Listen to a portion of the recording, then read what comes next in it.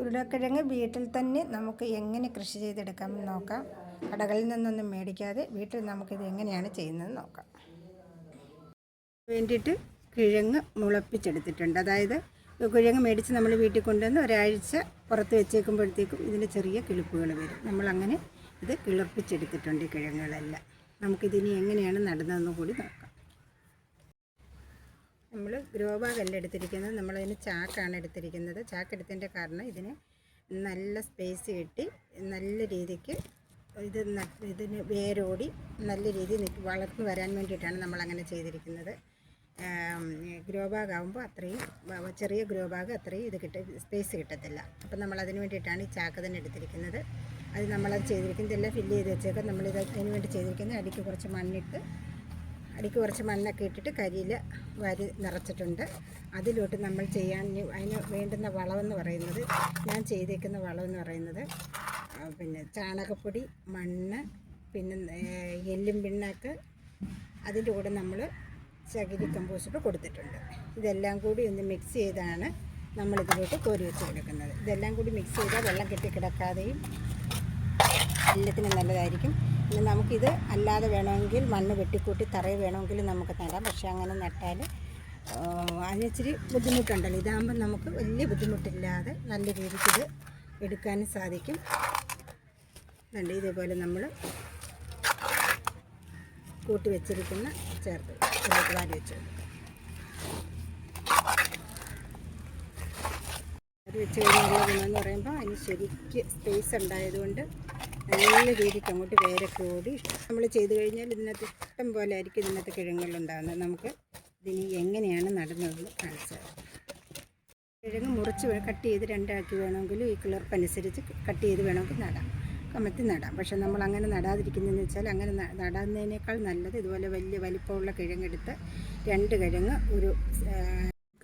രണ്ട് കിഴങ്ങ് വീതം ഈ ചാക്കിനകത്ത് വെച്ച് കൊടുത്തു കഴിഞ്ഞാൽ അതിന് നല്ല സ്പേസ് കിട്ടി നല്ല വലിപ്പത്തിൽ ഇഷ്ടം പോലെ കിഴങ്ങ് അതിനകത്തുണ്ടാകും. മുറിച്ച് കഴിഞ്ഞാൽ അത്രയും വലിപ്പത്തിലുള്ള കിഴങ്ങുണ്ടാകത്തില്ല, അതിന് ശക്തിയും കുറവായിരിക്കും. അപ്പം നമുക്ക് ഇതേപോലൊന്ന് വെച്ച് കൊടുക്കാം. ഇത് ഞാൻ എടുത്തിരിക്കുന്ന നല്ല വലിപ്പത്തിലുള്ള കിഴങ്ങാനാണ് എടുത്തിരിക്കുന്നത്.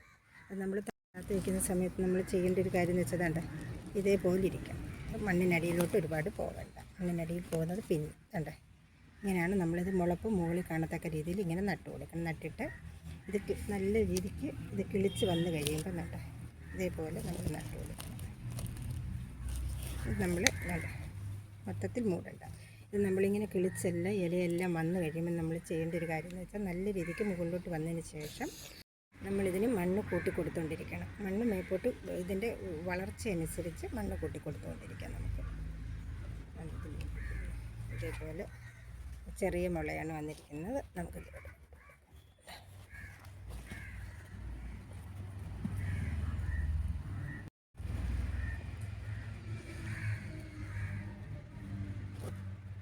ഇതിനകത്തൊക്കെ ഒരു 10-20 കിഴങ്ങ് വീതമെങ്കിലും കുറഞ്ഞത് നമുക്ക് ഇതിനകത്ത് നിന്ന് എടുക്കാൻ പറ്റും, ഒരെണ്ണത്തിൽ നിന്നല്ല.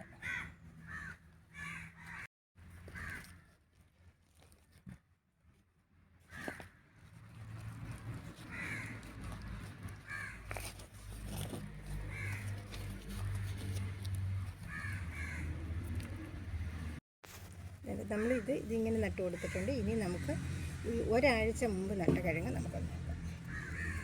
ഇത് നമ്മൾ ഒരാഴ്ചയ്ക്ക് മുമ്പ് നട്ടതാണ്. ഇത് ഇതേപോലെ ആയിട്ടുണ്ട്, ഇത്ര പൊക്കത്തിലായിട്ടുണ്ട്.